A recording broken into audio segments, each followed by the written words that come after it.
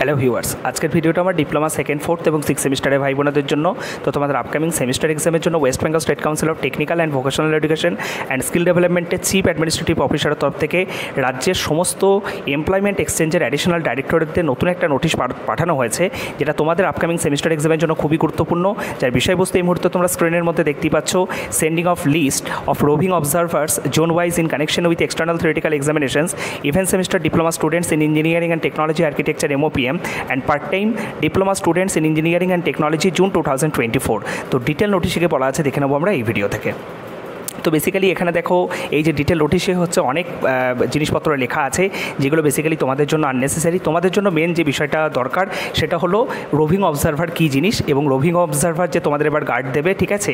তো এই বিষয়টি নিয়ে আমি শুধুমাত্র একটু বলে দিই। তো দেখো, রোভিং অবজারভার বলতে বেসিক্যালি তোমরা বলতে পারো রানিং অবজারভার, ঠিক আছে। তোমরা সকলেই জানো যে অন্য একটা কলেজ থেকে, অন্য যে কোনো কলেজ থেকে হচ্ছে তোমাদের এমনি যে অবজারভার যেটা প্রত্যেক বছর এসে থাকেন বা প্রত্যেকটা সেমিস্টারে এসে থাকেন সেটা তো থাকবেই, তার সাথে হচ্ছে রোভিং অবজারভার একজন করে থাকবে। তো রোভিং অবজারভার বলতে কি বোঝা হয়, যে রোভিং অবজারভারদের বেসিক্যালি হচ্ছে একটা স্পেসিফিক হচ্ছে জোনে দায়িত্ব দেওয়া হয়, ঠিক আছে, মানে এলাকায় দায়িত্ব দেওয়া হয়। এলাকা বলতে এখানে কী বোঝানো হচ্ছে, ধরো তিনি একটা পার্টিকুলার ডিস্ট্রিক্টের একটা জোনের দায়িত্ব সামলাবেন। ধরো দেখা গেলো তাকে 2 বা 3টে পলিটেকনিকের দায়িত্ব দেওয়া হলো, এবং যতক্ষণ পর্যন্ত তোমাদের এই পরীক্ষাগুলো চলবে 13 থেকে 28 তারিখ পর্যন্ত, যে সেমিস্টারে পরীক্ষা আছে, হ্যাঁ, যে শিফটে পরীক্ষা আছে, যতক্ষণ পর্যন্ত তার দায়িত্ব থাকবে সে হচ্ছে অ্যাজ এ রানিং অবজারভার হিসাবে সে তার দায়িত্ব পালন করবে, ঠিক আছে। তো অবশ্যই তোমাদের এখানে একটু সাবধানতা অবলম্বন করা দরকার, ঠিক আছে। আগে পরিস্থিতিটা তোমরা বুঝে যা করার করবে, ঠিক আছে। প্রথমেই কিন্তু রিস্ক খুব একটা বেশি নিতে যেও না, ঠিক আছে।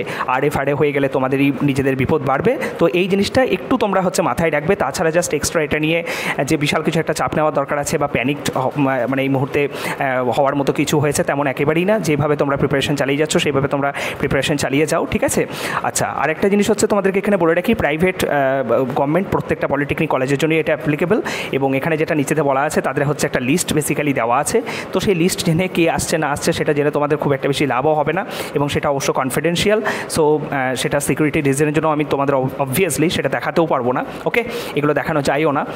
আচ্ছা, আর তার জন্য এই যে অবজারভার হিসাবে যারা কাজ করবেন তাদের জন্য স্টেট কাউন্সিলের যে নর্মস আছে, তো তার জন্য তাদের যে রেমুনারাইজেশন, ঠিক আছে, বা পারিশ্রমিক, সেটা তাদের হচ্ছে প্রোভাইড করা হবে স্টেট কাউন্সিলের তরফ থেকে। বেসিক্যালি এইটুকুই শুধুমাত্র বলা আছে, ঠিক আছে। এছাড়া এই নোটিশের মধ্যে তেমন কিছু কিন্তু উল্লেখ নেই। তো মানে স্টেট কাউন্সিলের তো জানো, ঠিক আছে, ওদের প্রত্যেকটা সেমিস্টারের আগেই হচ্ছে স্টুডেন্টদের বিভ্রান্ত করার জন্য বারবার বিভিন্ন ধরনের নোটিশ পাবলিশ করে। এই মুহূর্তে স্টুডেন্টরা পড়াশোনা করবে নাকি এই বিভিন্ন ধরনের নোটিশগুলোকে তারা মানে ফোকাস করবে বা প্রায়োরিটি দেবে। তো যাই হোক, এটা স্টেট কাউন্সিলের কোথাও না কোথাও মানে বলতে পারো নতুন রোগ এক ধরনের, ঠিক আছে। এই মুহূর্তে সব কিছু কাটিয়ে তোমরা ভালো করে পড়াশোনা করো, নিজেদের পেশেন্স বজায় রাখো এবং পড়াশোনা করে একটা দারুণ জায়গায় পৌঁছাবো, এইটুকুই চাইবো। সকলে ভালো থেকো, সুস্থ থেকো। Thank you.